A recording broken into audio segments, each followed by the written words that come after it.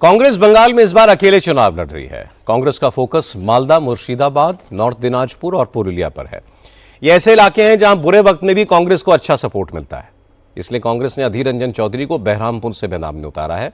पूर्व सांसद मौसम बेनजीर नूर मालदा के मालतीपुर से चुनाव लड़ेंगी। अधीर रंजन चौधरी 30 साल बाद एमएलए का इलेक्शन लड़ने वाले हैं। उन्होंने कहा कि वो पिछला इलेक्शन तृणमूल कांग्रेस के विधायकों से हिंदू विरोधी बयान दिलवाकर ममता ने वोट पोलराइज करा दिया था, इसलिए वो हार गए। लेकिन इस बार ममता की कोई तरकीब काम नहीं करेगी।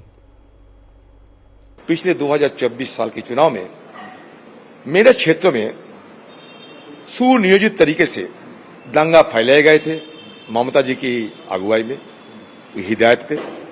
और वो दंगा फैलाने के तुरंत बाद उनकी पार्टी की जो विधायक वो खुलेआम बयान देने लगे कि मुर्शिदाबाद में 70% मुसलमान, 30% हिंदू है। अगर मुसलमान चाहे तो सारे हिंदुओं को मार के गंगा नदी में बहा सकता है।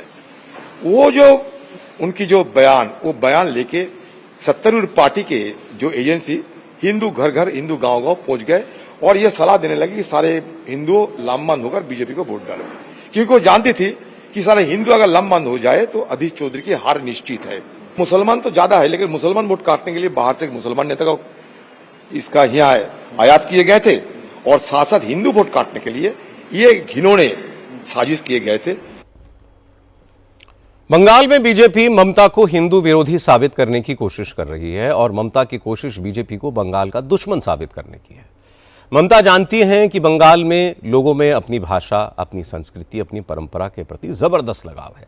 इसलिए ममता बार बार कह रही हैं कि अगर बीजेपी पावर में आई तो बंगाल में मांस खाने पर पाबंदी लगा देगी, बंगाल में माछ भात बंद हो जाएगा।